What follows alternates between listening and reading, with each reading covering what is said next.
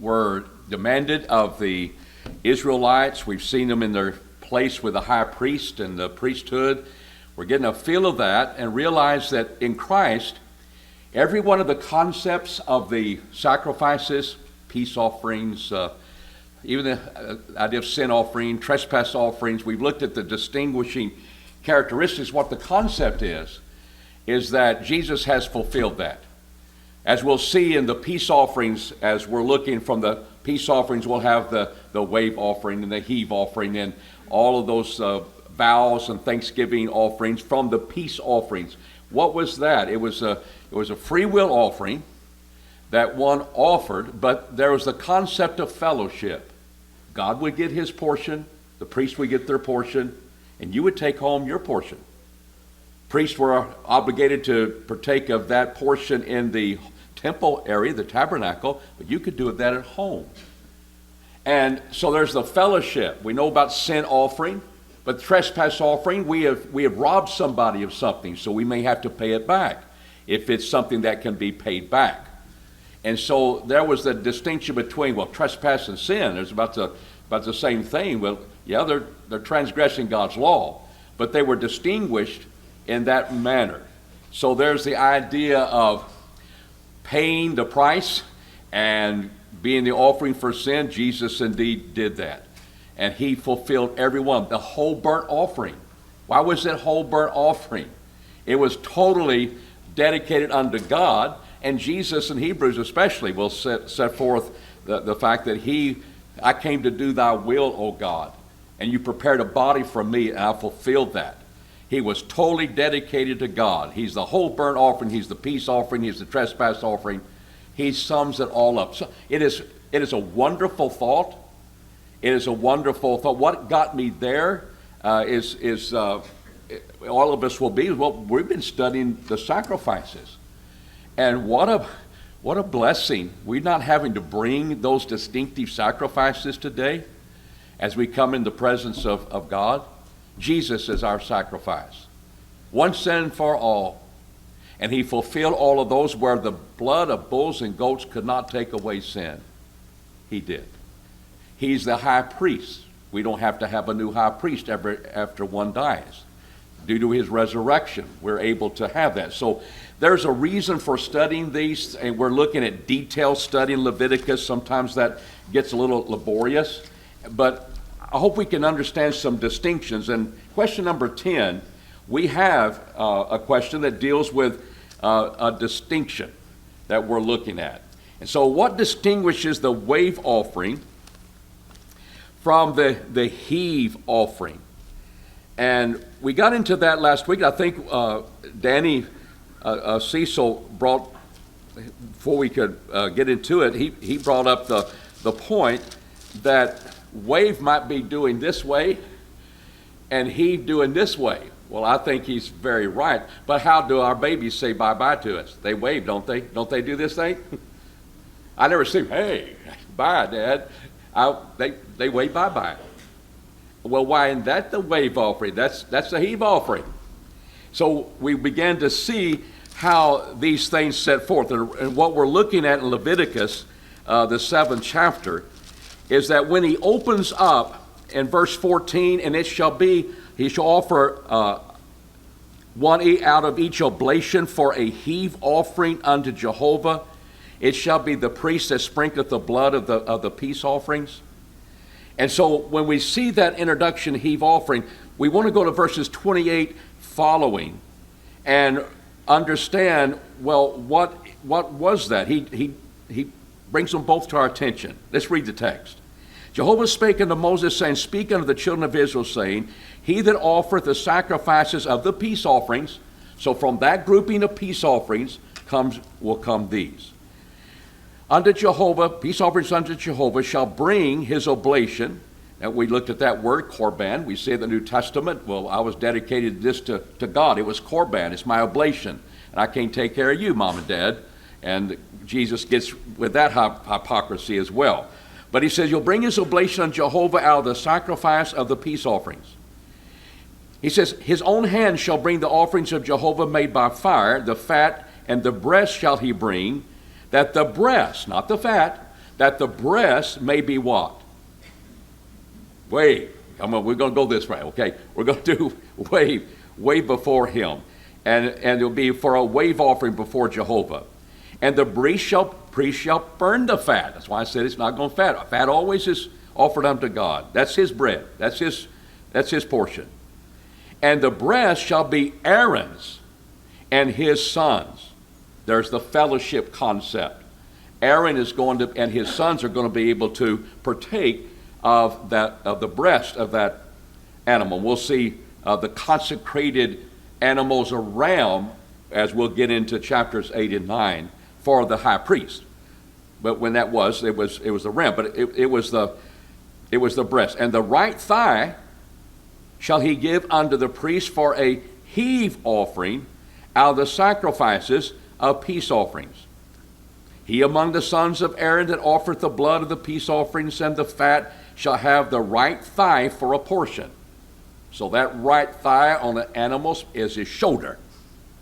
You know, well, that's his leg. Well, you know, we would talk about that shoulder piece or the thigh. We would talk about that. That's a big portion, and that was idea of a heave offering. And yet, that would be portioned out to Aaron and his sons. So we're taking care of the necessities of those who served God in his tabernacle. And there's a reason for this. And let me just pause here. When God took the Israelites out of bondage, what happened that night that caused Pharaoh to say, get out of here? We've had enough. What happened? The firstborn was killed by God. Only if he saw the blood would he pass over them. So we think about the Passover.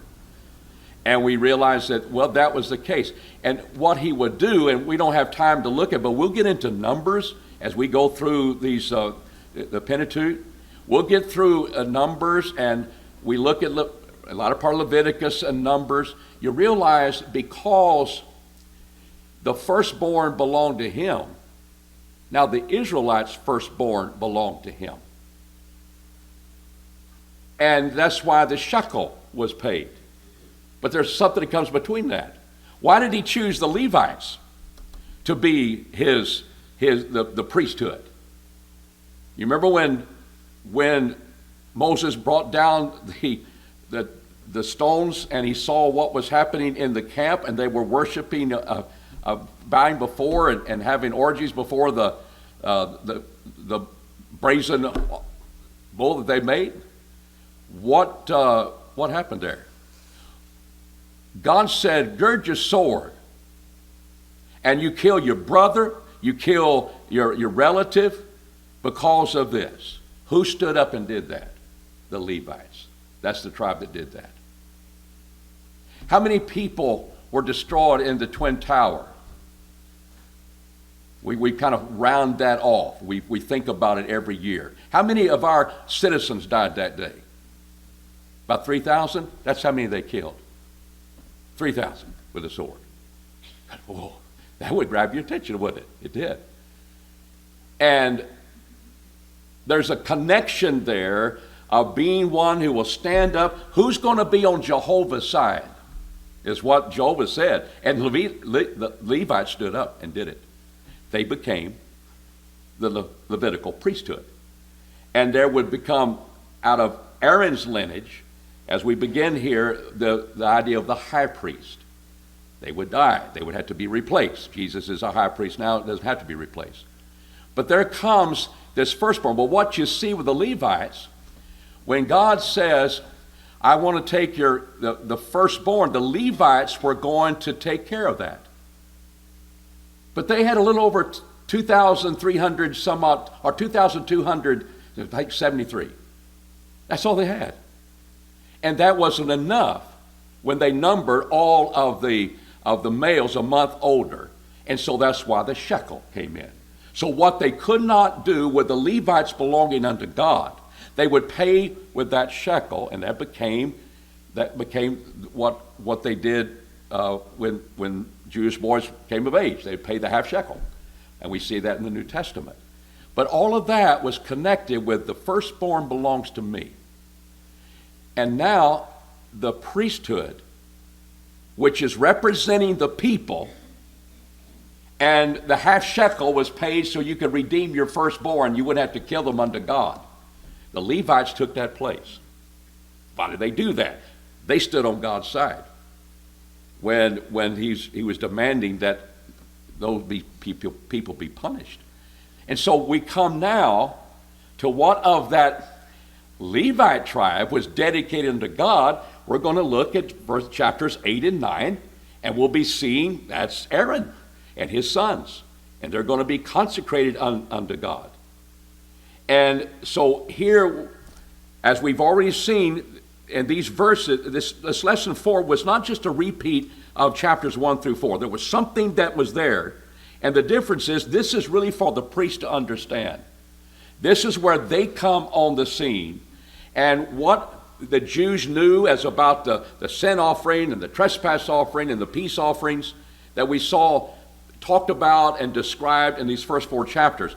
It is now focusing in. How does that affect you, priesthood? And here's the wave offering and the heave offering. There's a portion from the peace offerings that goes unto God. And that's what we see take place. Now, turn with me. We'll look at Exodus a lot in these 2 chapters, because here he sets forth the dress, the attire that they're going to have. Wise men would indeed be bringing that to fruition. They would make those garments, and we'll see those in a few moments. But if you turn with me to Acts 29 in verse 26, notice this idea of consecration, because we're getting ready to consecrate Aaron and his sons in the priesthood. Verse 26, thou shalt take the breast of Aaron's ram of consecration. Now we're getting down to what we're looking at. Well, what's the breast? And wave it for a wave offering before Jehovah, and it shall be thy portion. All right, I got that. Aaron's going to be able, it's going to be a wave offering, and that breast belongs unto me, Aaron. And thou shalt sanctify the breast of the wave offering, and the thigh of the heave offering. Yeah, we just read that right shoulder or thigh of the animal, which is waved. And he said, thou shalt sanctify the breast of the wave offering, and of the thigh of the heave offering, which is waved, and which is what? What's your Bible say? Which direction? Sideways or up? I think it's up. Danny, you just made that statement last week. I don't know if it's off the cuff, but you're right. Okay? Because you probably studied that, and that's good. I think heave up. That would be a natural thing, wouldn't it? Wave this way, heave up. When your baby say bye-bye, waving at you, you got to understand that's not what we're talking about here. But the portion, there'll be a portion of those that would belong to the priest. Danny.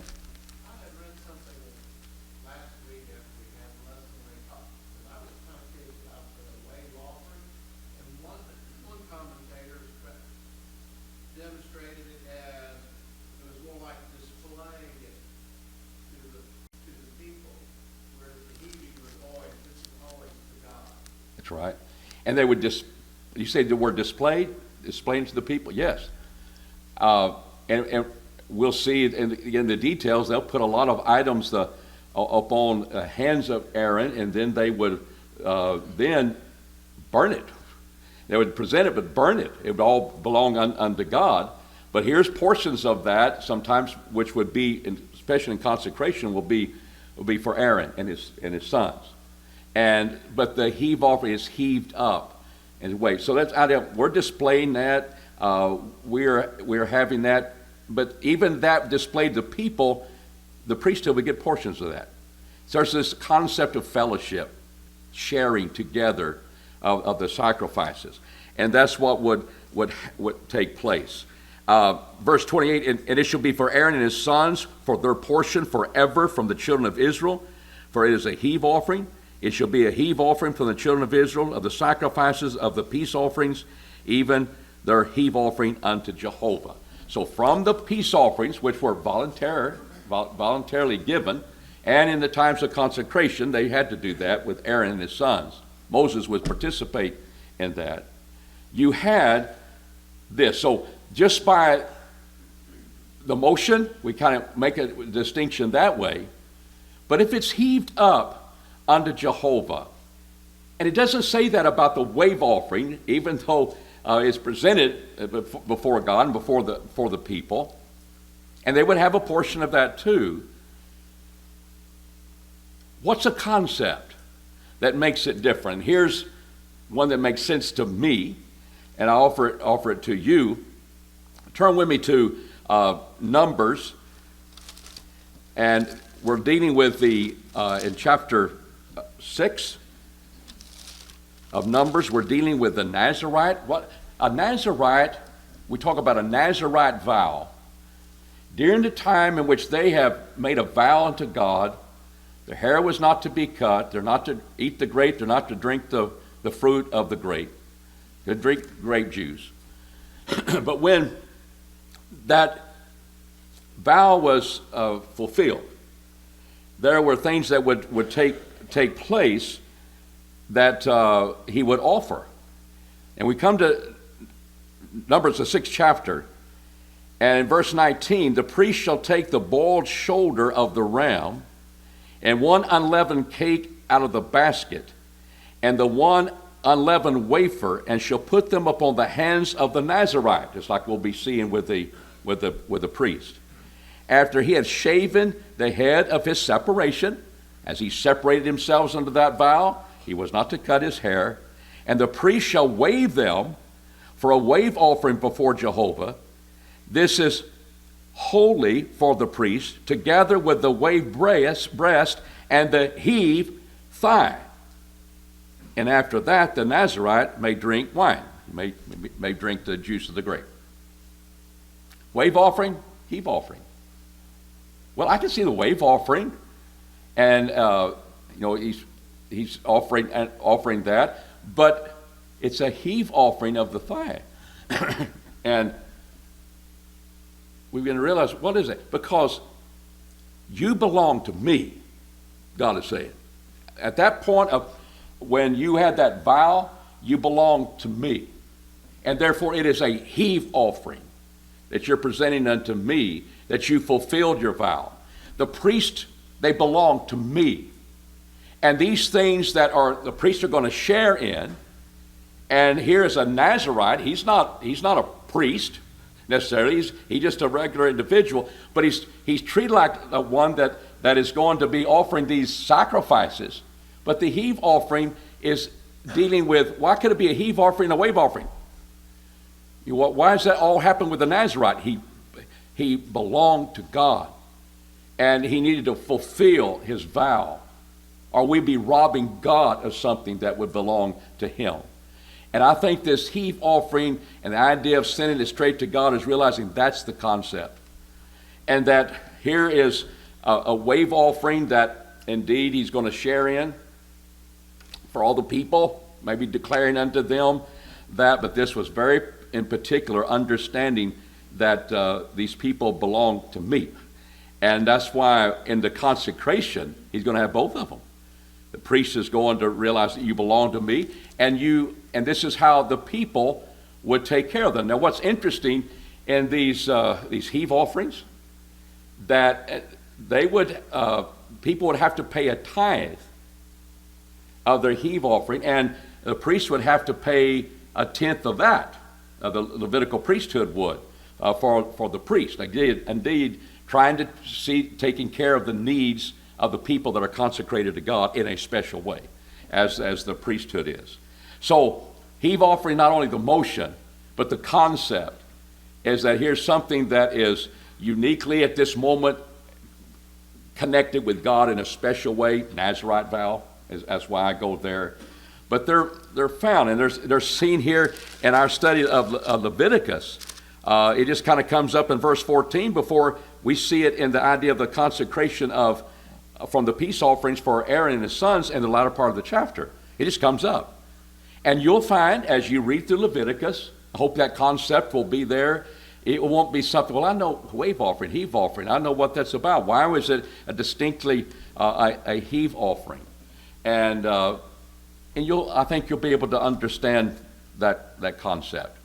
All right, any questions on what distinguishes the two? Any more things you got from your study about that? All right. Question number 11. Could any peace offering be eaten on the third day?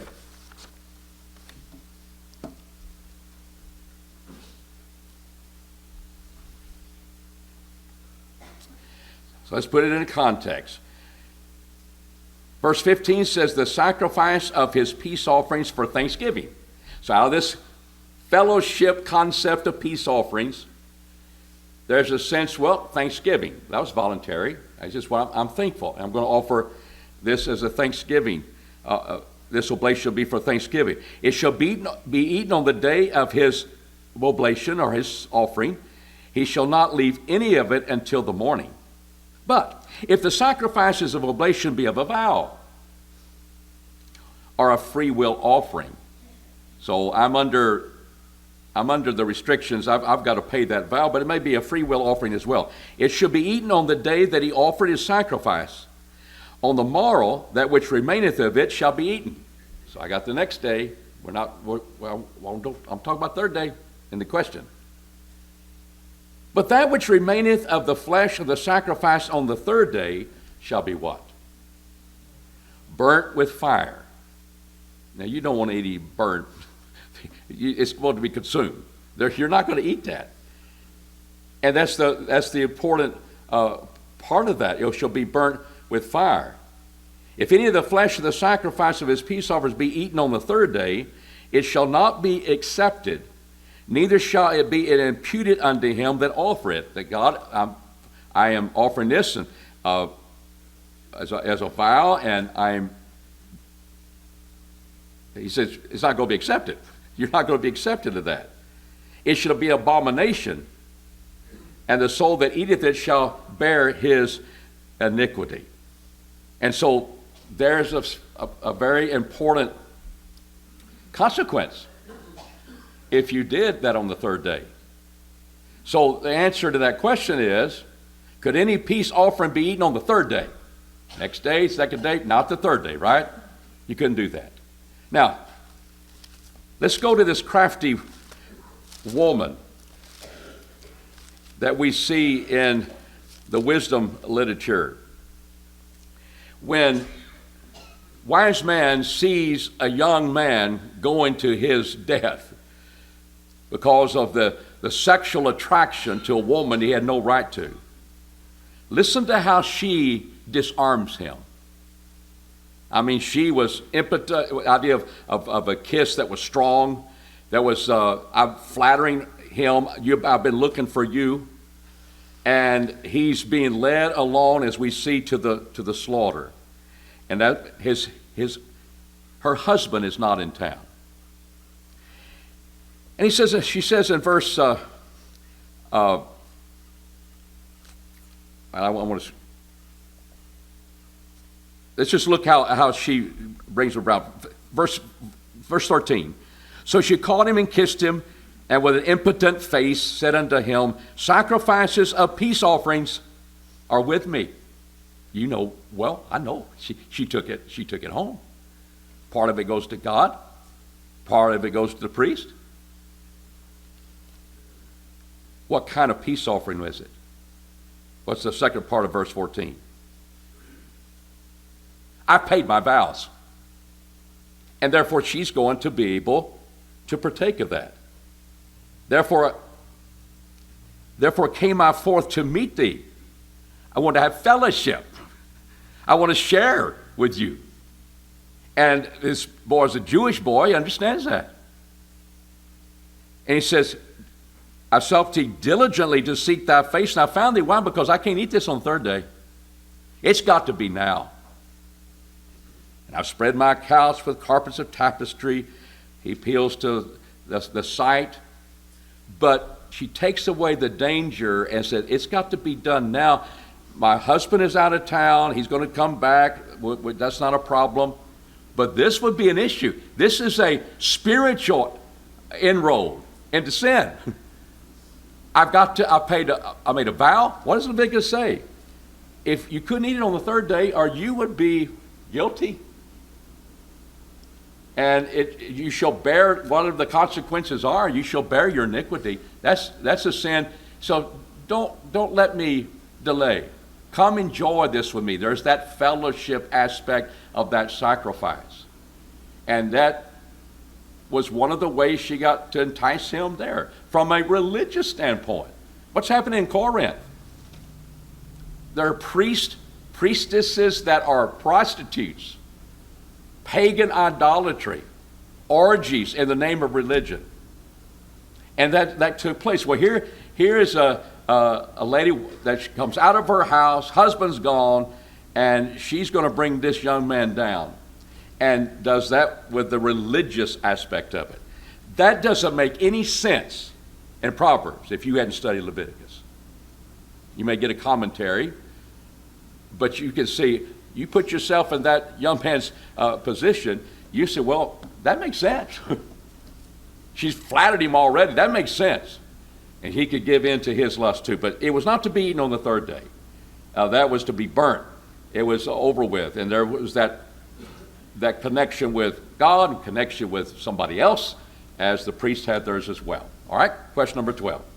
What was the penalty of eating peace offerings while being unclean, from touching unclean things and or eating fat and blood? Not to eat the blood, we've already seen that. Fat, that belongs unto God. And we want to explain our answer. So what are the two words that should attract your attention as the penalty?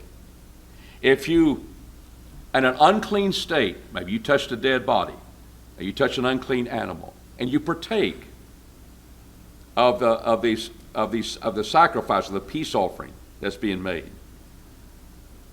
The soul that eateth, verse 20, of the flesh of the sacrifice of the peace offerings that pertain unto Jehovah, having his uncleanness upon him, that soul shall be what? Cut off from his people. Now, we can have a lot of discussion, just what does that mean? And context will determine all the times. Were they just separated from their people for a while? David? What's that? Yeah.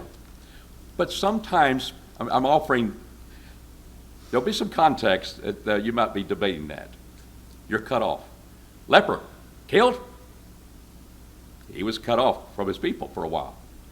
And so you realize, but I agree with you, because most of the time they die. It's the penalty of death. David? Richard?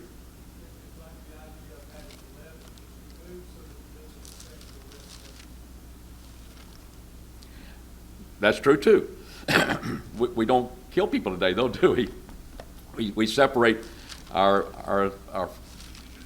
company from them. It's a proving company. We're trying to always win them back. But look at this cutoff idea. Exodus 31. This is to the point that David is setting forth, and rightly so, because when we read the scripture, and I'm paying attention as I read through the Old Testament of just that meant death, and there's no doubt about it. It says, "Ye shall keep the Sabbath, therefore, for it is holy unto you.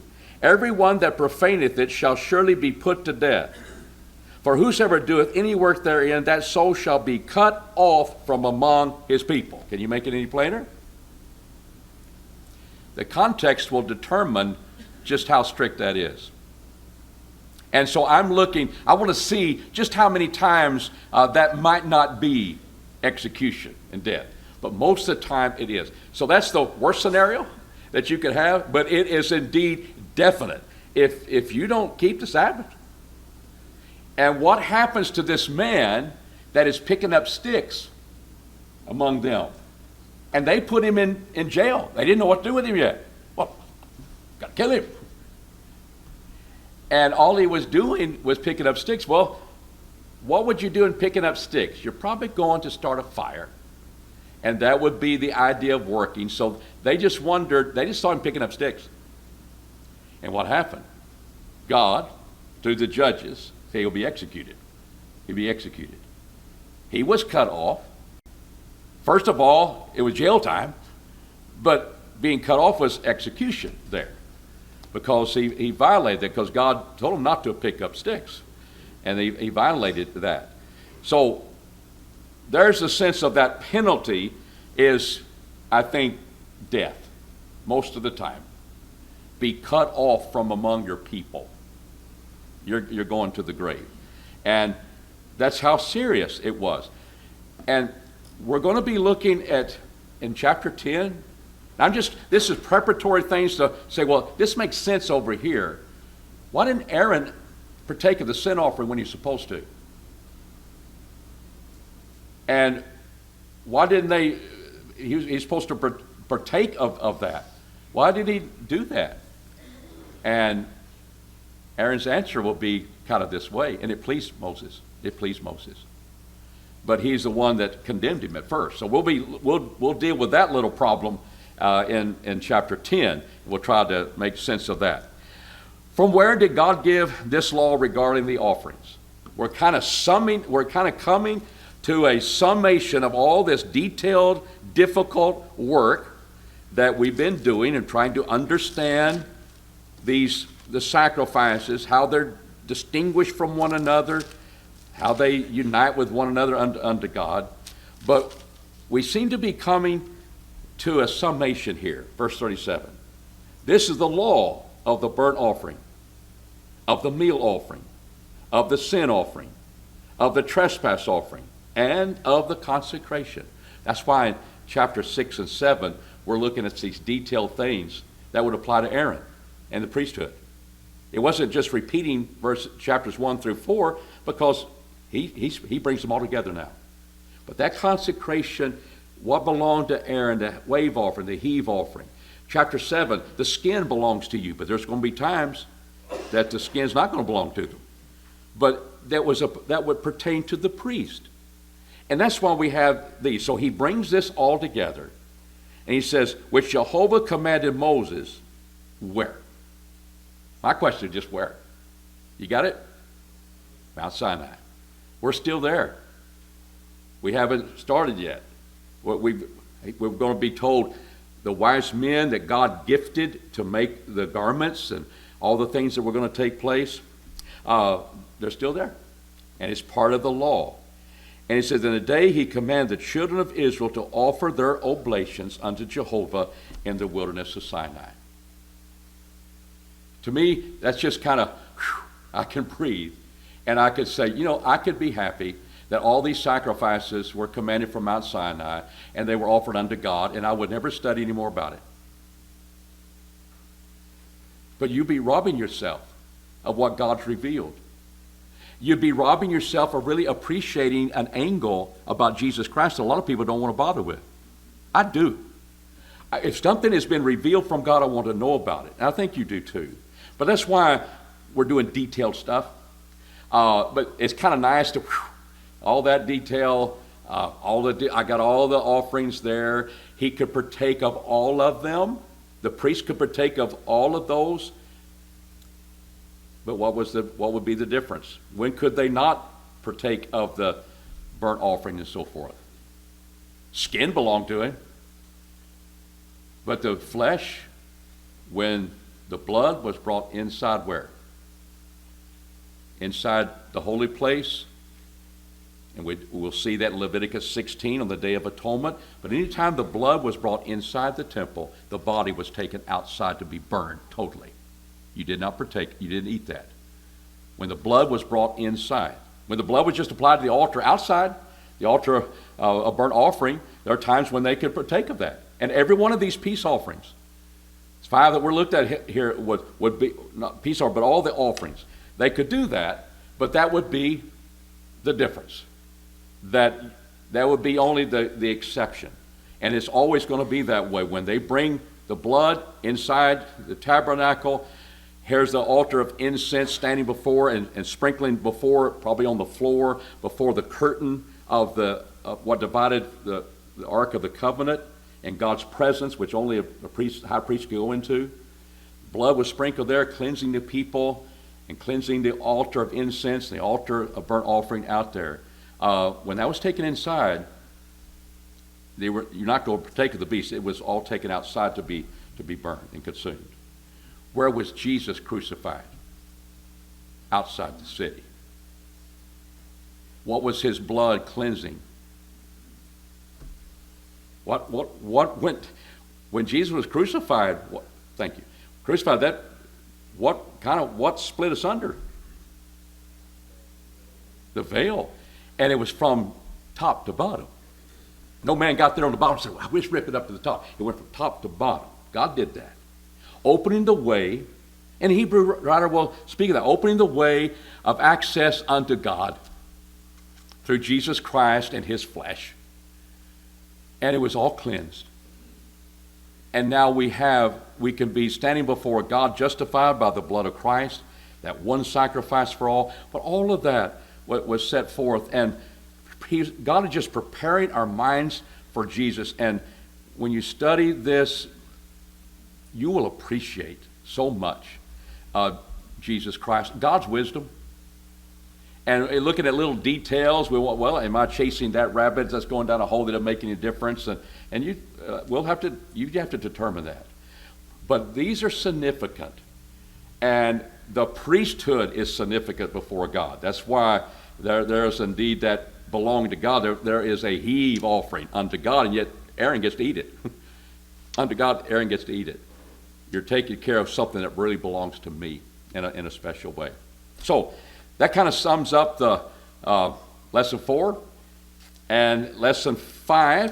If you have that before you, I know we have a few minutes. Let's look. We don't have time to nail down this, but I have a picture.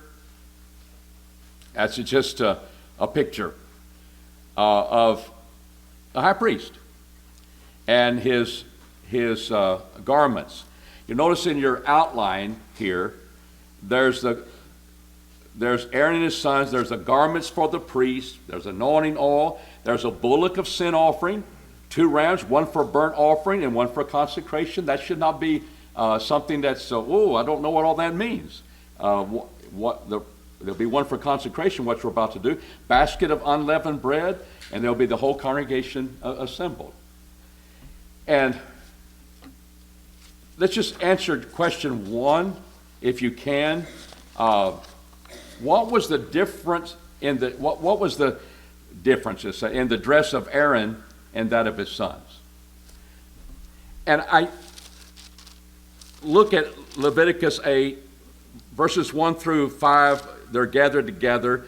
This is the thing which Jehovah hath commanded to be done. And Moses brought Aaron and his sons and washed them with water. So they were washed with water. It's the first thing they did. There's a cleansing. And he put upon them the coat, which would be next to the skin, an inner garment. He girded them with the girdle. What was that? It wasn't a play text from the 50s. Okay, that's a little bit different in it. But what's a girdle? It's just a sash. Well, that's just a sash you put around my robe. Well, you're going to get going. There's the sense of being to gird yourself, that sash. And that sash would wrap around them a lot of times, and a lot of times would go all the way to the ground. Sometimes it went to the knees. But that's the sash in our language, which is the girdle. He clothed him with the robe, and he put the ephod upon him, and he girded him with a skillfully woven band, checkered. Word checkered is the idea that it was somewhat kind of crocheted, that type of product. And he says, skillfully woven band of the ephod, and bound it upon him. And he placed the breastplate upon him, and in the breastplate he put the Urim and Thummim. And he set the mitre upon his head, and upon the mitre in front he set the golden plate, the holy crown, as Jehovah commanded Moses. Now it's from that we want to find out, this is for Aaron. What distinguished his dress from his sons, if any? And I ask you, because our time is going, you go back to Exodus, read chapter 28, and you'll be able to answer the first 4 questions just like that. That's why background is important. And we don't have time to deal with that, but let's just do that as an assignment, that when you get that done, you will have no problem of answering the first 4 questions, and especially the first one. And you'll know the reason why. And so let's pause there, and we'll start there next time. Thank you.